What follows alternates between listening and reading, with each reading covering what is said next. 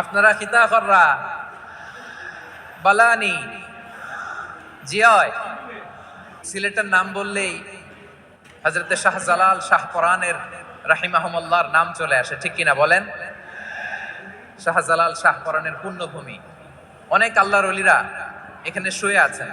আমি এবছর বিভাগীয় পর্যায়ে প্রোগ্রামগুলোতে যাচ্ছি, প্রতিটা বিভাগে একটা করে প্রোগ্রাম। তো সেই সুবাদে সিলেটের প্রোগ্রাম এই আঞ্জুমানে খেদমতে কোরআনে আমরা উপস্থিত হয়েছি আলহামদুলিল্লাহ। আমার গত সপ্তাহের যশোরের আলোচনার একটা লাইনকে কেন্দ্র করে আমাদের অনেক রাজনীতিবিদ বন্ধুরা অনেক ক্ষুব্ধ প্রতিক্রিয়া দেখাচ্ছেন। ওই কথাকে নিজেদের গায়ে টেনে, নিজেদের গায়ে মেখে ওনারা ক্ষুব্ধ হয়েছেন। প্রিয় ভাইয়েরা, আমি বলেছিলাম যে এক দল খেয়ে গিয়েছে, আরেক দল খাওয়ার জন্য রেডি হয়ে আছে। তো এখানে কি আমি কোনো দলের নাম বলেছি? বাংলাদেশে 48টা প্রায় নিবন্ধিত রাজনৈতিক দল, কোন দলের নাম আমি বলিনি। কথাটাকে আমি জেনারেল রেখেছি। দায়ীদের বৈশিষ্ট্যই এটা, দায়ীরা জেনারেলি কথা বলে, যার যেই মেসেজ নেয়ার তারা সেখান থেকে নিয়ে নেয়।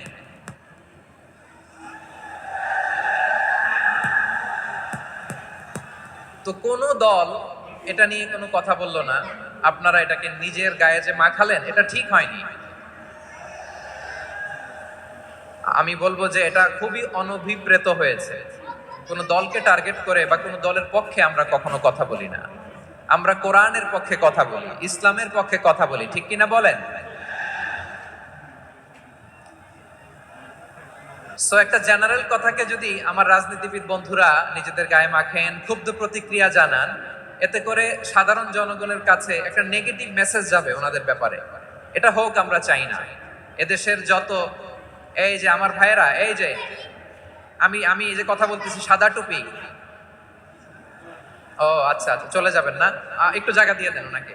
হয় কি, লক্ষ লক্ষ মানুষের ভিড়ে আপনি যদি উঠতে চান খুব কঠিন হয়ে যায়। যদি পারেন একটু বসেন, আর না পারলে ভাইকে একটু জায়গা দিয়ে দেন। আমার দিকে তাকান, এই সিলেট, এদিকে তাকাও, এদিকে এদিকে, ফাইন।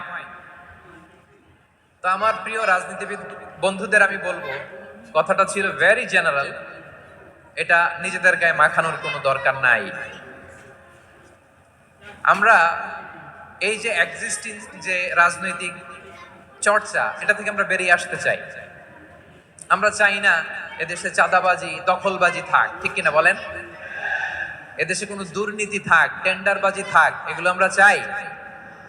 আই হেট পলিটিক্স একটা জেনারেশন আছে, এই বেশিরভাগ জেনজি অফ সিলেট, এরা আই হেট পলিটিক্স জেনারেশন।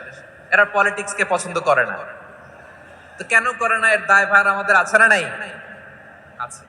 এবং আমরা দেখেছি ক্ষমতার পালাবদল যখন হয়, এক সরকার যায় আরেক সরকার আসে, তখন দুর্নীতির ফিরিস্তি আমরা জানতে পারি, এর আগে জানতে পারি না। প্রতিটা দলের ভেতরেই আমরা এই বাজে চর্চাটা দেখেছি। সো এখন আমাদেরকে শুধরে নেয়ার সময় এসেছে। এটা এই সুন্দর সময়, নতুন প্রভাতের বাংলাদেশ, নতুন ভোরের বাংলাদেশ, এই সময় আমরা কাদা ছোড়াছড়ি যেন না করি।